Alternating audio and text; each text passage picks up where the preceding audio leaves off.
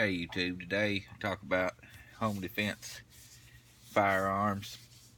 Before I get started on that, I talk about something I picked up today in the pawn shop.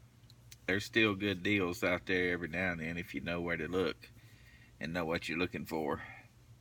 I picked up this Ideal meter today.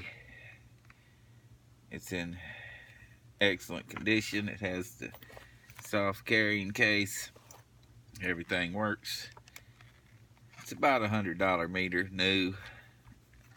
I paid right at $20 for it, so that was a decent deal. Another thing I picked up was this set of snap-on snap ring pliers. It's a 7-piece set. Not sure what these cost new. I think they're around $200 on the truck, I would say. I paid $35, I believe, for the set.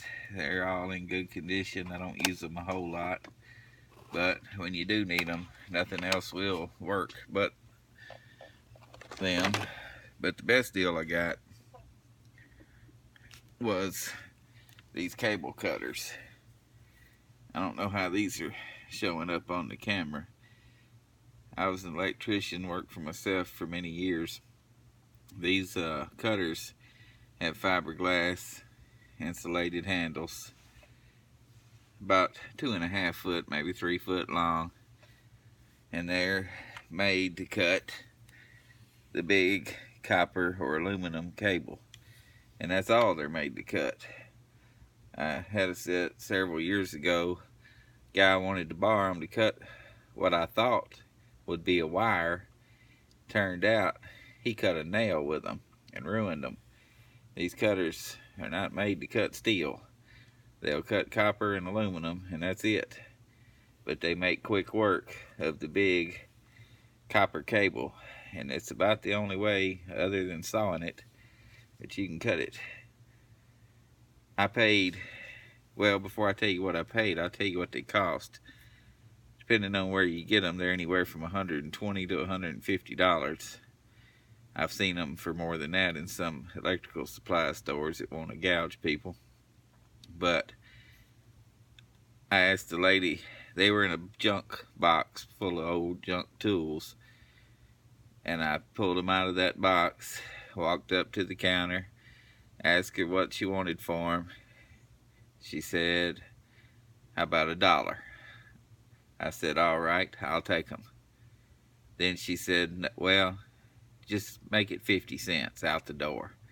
So I paid 50 cents for a set of Klein cable cutters that are at best $115 if you find them at a good deal. So 50 cents.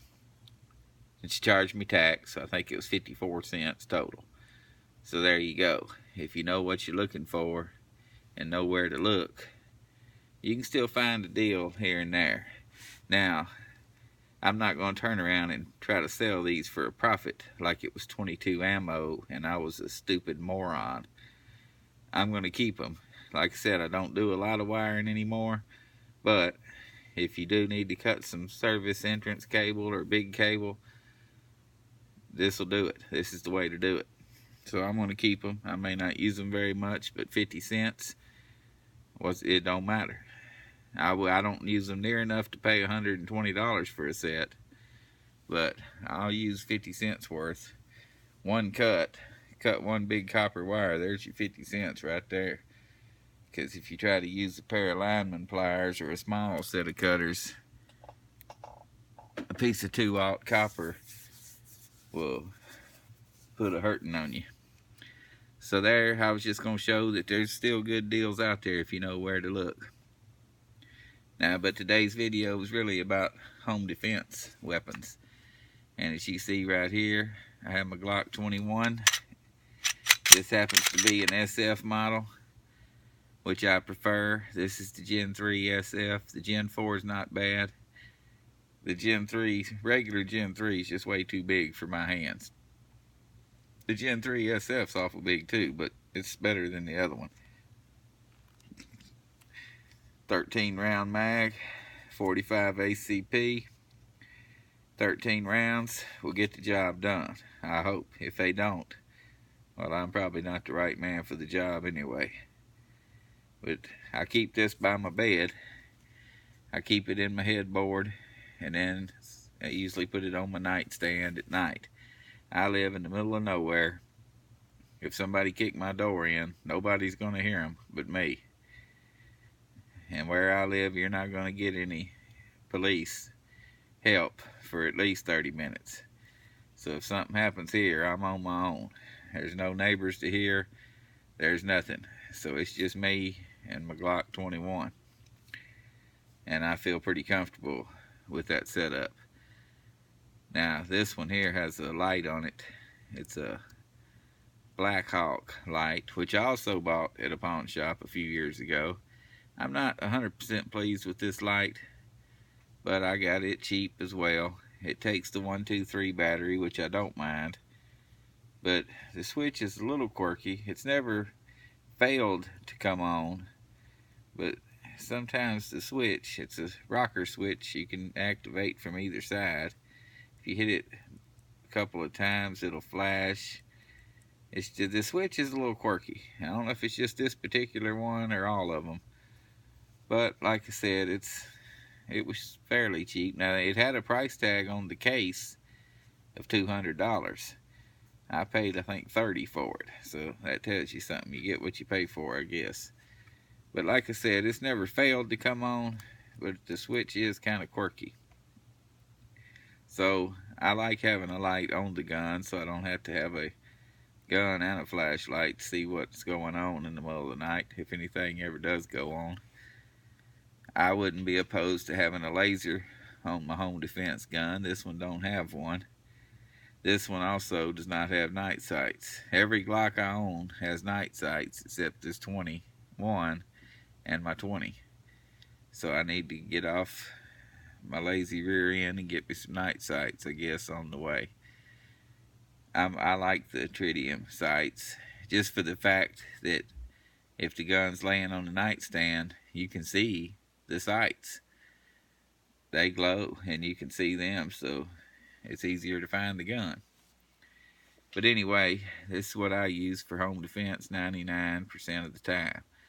Every now and then I'll switch it up. I'll put my Glock 21 up there. I mean my 20, or I'll put 17. But 99% of the time it's this Glock 21. And I'm completely happy with it. Now, another good home defense choice would be the good old 12 gauge shotgun. There's your Mossberg 590 A1. Ghost ring sights. I've added a collapsible ATI stock. I'm not a fan at all of the pistol grip stock on a shotgun. This is a collapsible ATI stock with an adjustable cheek riser. But I don't use this very much for home defense because I really don't have nowhere to hide it. I'd have to put it in the safe every day when I left because I don't want nobody to break in and steal my home defense gun when I ain't here. So I got a hiding spot. I can put the Glock where they'd never find it. That's the main reason I use the handgun instead of the shotgun. Now, I don't have any kids that live in my house anymore, so I'm not worried about a child hurting himself with it. My grandson will come to stay with us every now and then, and when he's here, I'll put him up, put all my guns up in a locked safe. And that's what everybody should do. Be responsible. If you got a kid that can get a hold of it, or even maybe a mentally handicapped person that shouldn't have a handgun or a shotgun around them, make sure you do the responsible thing and keep them locked up. Act like you got a little sense. It's our job to make sure nobody gets hurt that don't need to be hurt.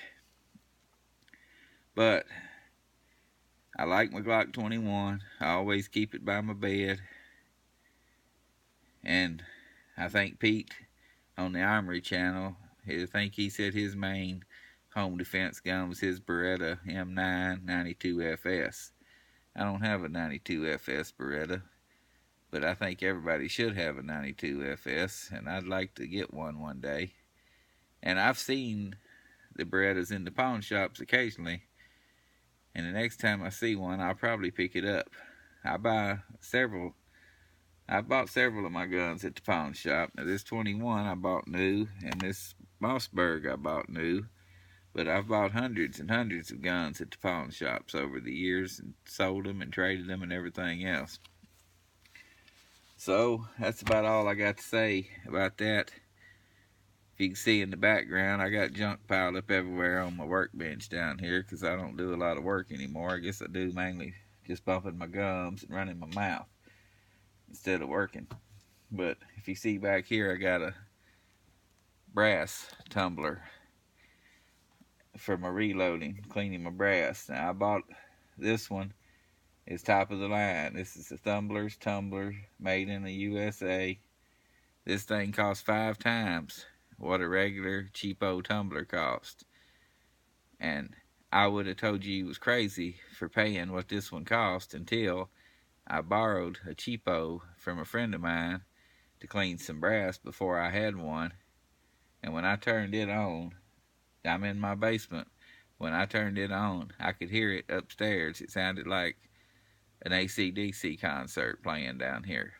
I had to come down here in the middle of the night and turn it off because I couldn't sleep. So I decided to spend a little extra money and get a good one. And this one is so quiet, you can barely hear it. I could turn it on here, and you probably barely hear it on the camera. It's you get what you pay for, and reloading and guns and just about everything else. You pretty much get what you pay for. If you want to put a high point by your bed and hope it goes off when you need it, well, you're going to pay $149. Or if you want to pay $500 or $600 and get you a decent gun, I'm not saying Glock is the only way to go, but I certainly wouldn't trust my home defense to a $100 piece of junk. So you get what you pay for. Sometimes though, like I said at the first of the video, if you know what you're looking for and you're in the right spot at the right time, you can get more than what you paid for. I got a $100 pair of wire cutters for 50 cents.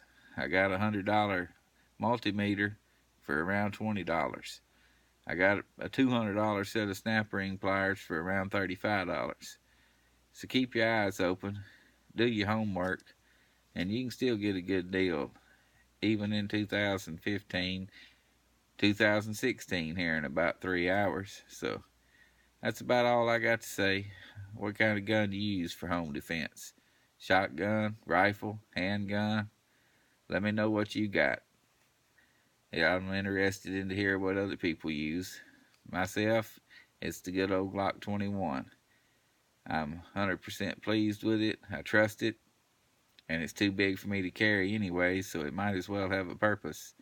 And that purpose is to sit there by my bed and give me a little bit of peace of mind while I'm trying to sleep. Well, that's about all I got. Thanks for watching.